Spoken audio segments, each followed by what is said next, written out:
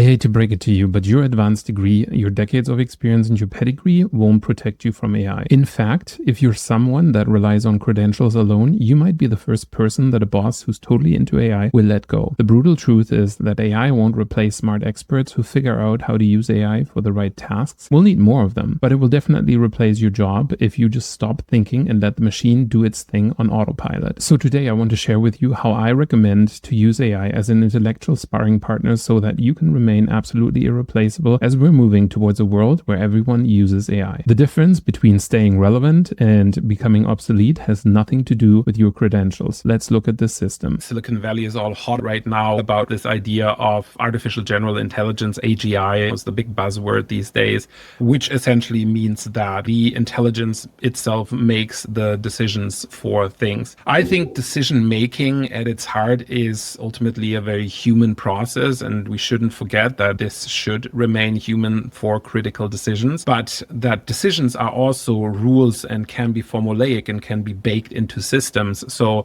obviously, with AI becoming more powerful, a lot of decision making can be automated and will be automated. And yes, if you trust the Nobel Prize winners like Hinton and others, they are saying that within the next 10 years, this is definitely going to happen. And there is, of course, a shift that's happening with that. And there's a danger attached to that.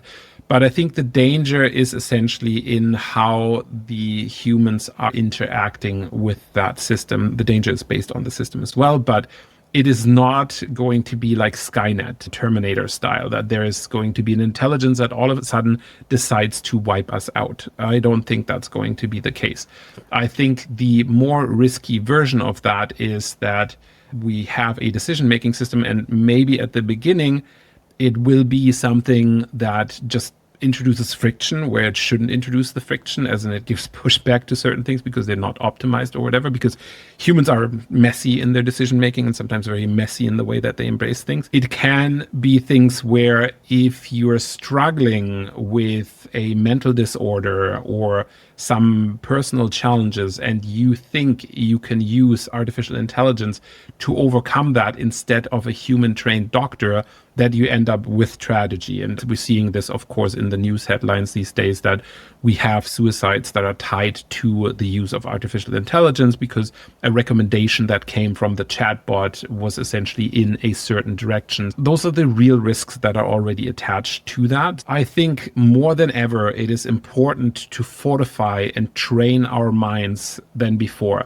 because we now do not only have to be vigilant and strong. Maybe we don't have to be that strong anymore because we have all this technology that makes things easier. So we don't really have to work out, but it's good for our health and it makes us live longer, right? So there's that benefit. So that's important. But I think more than ever, it's important not to sloth through life, because that slothing can be replaced and will be replaced by AI. Like the simple things are already being replaced a lot. But also at the higher level, the white collar jobs where we're currently in, like those are also being replaced. And these are like complex decision-making tasks that we're doing there. So for those, it is important that we still remain with the ability to critically assess what is happening in that situation so that then we can act upon it.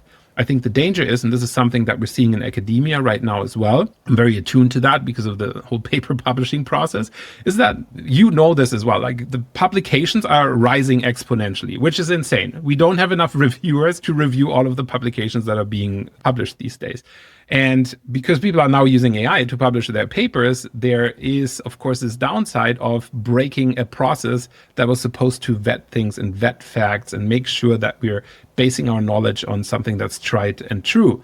And I think there is a risk if we're eroding science in that way, then we're also opening the floodgates for our knowledge itself shifting. Because if we can't trust the facts, it becomes much, much harder to every individual to be skeptical about everything. So we're shifting in this difficult era where, yes, on the one hand, I'm urging everyone to become a mini scientist, but on the other hand, it also means it is much more work sifting and digesting information and making decisions based on that information so that you can live a happy and fulfilled life, because there will be bad actors that will push you in a direction that might not be as easy for you to deal with. If you've stayed with me this far, you're already doing what most people in your field stopped doing about a year ago, which is actually thinking through the implications instead of installing whatever model is newest. So please check the link to my newsletter below and subscribe. I publish one of these every week for senior experts who refuse to outsource their judgment to a chatbot, and the algorithm only feeds you the next one if you tell it to.